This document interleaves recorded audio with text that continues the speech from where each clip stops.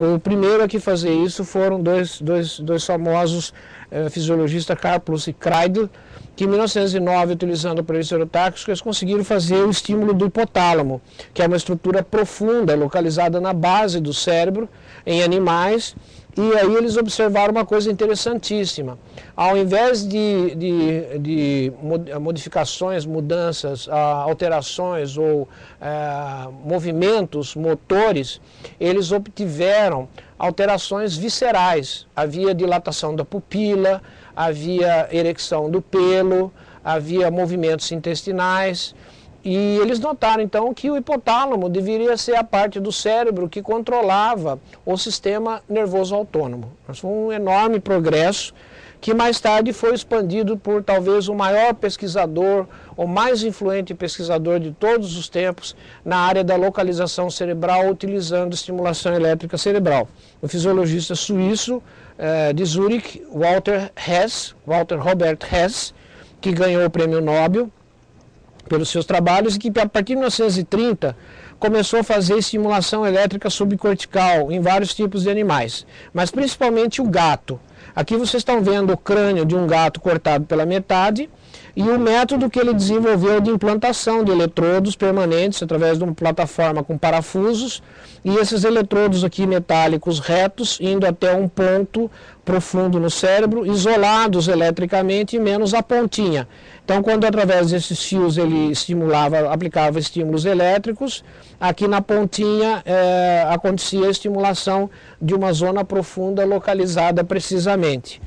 E ele obteve vários tipos de reações, por exemplo, ativações viscerais, dependendo do lugar onde ele estimulava, com dilatação pupilar, contração pupilar, ou então aumento da pressão sanguínea, da frequência cardíaca, diminuição da frequência cardíaca ou da pressão. Isso mostrava claramente que aqueles resultados do Karplus e do Kreidl podiam ser generalizados para estruturas subcorticais na base do cérebro, como hipotálamo, tronco cerebral e tálamo mediano, que eram estruturas mais primitivas do cérebro, evolucionariamente falando, filogeneticamente. E essas áreas eram responsáveis pelo controle da respiração, da pressão arterial, da frequência cardíaca, da movimentação do intestino e assim por diante, né? A chamada ação visceral.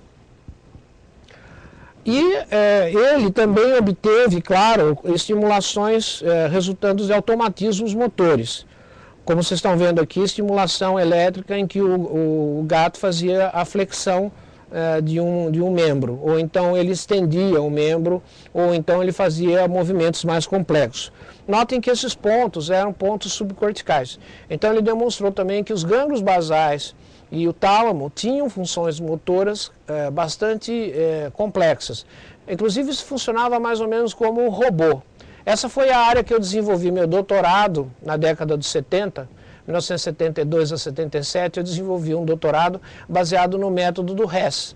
Então eu utilizava gatos, fiz um implante de plataformas estereotáxicas como aquelas que vocês viram, que permitiam a exploração de vários pontos num animal só, vários pontos cerebrais num animal só.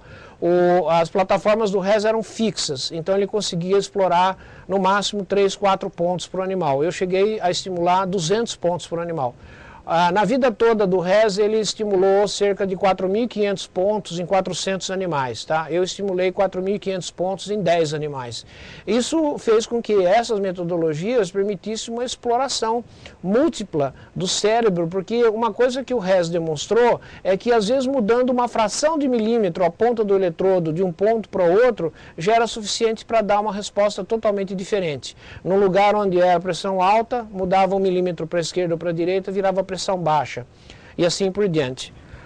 Mas a coisa mais impressionante que o Hess conseguiu mostrar, e isso foi uma revelação muito grande na fisiologia, foi que ele obteve comportamentos emocionais complexos, como uma reação de defesa agressiva, né?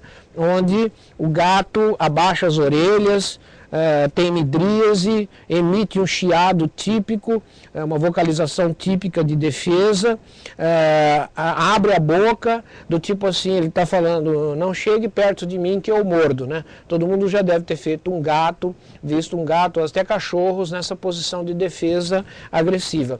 Ele obteve pontos no hipotálamo e no tronco cerebral que sistematicamente davam esse tipo de reação.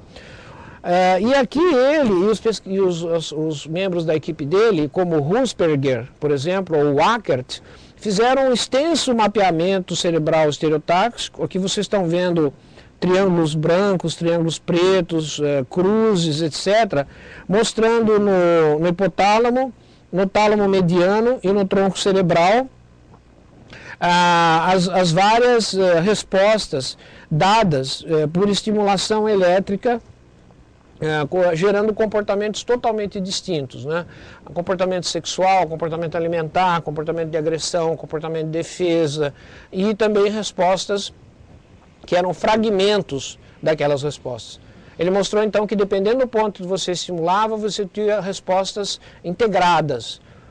Sistema nervoso autônomo, sistema somático, comportamento. Em outras, ele obtinha apenas fragmentos dessas respostas, como se partes daquela resposta comportamental tivessem sido eliciadas, provocadas. E isso foi um grande progresso no conhecimento da neurofisiologia.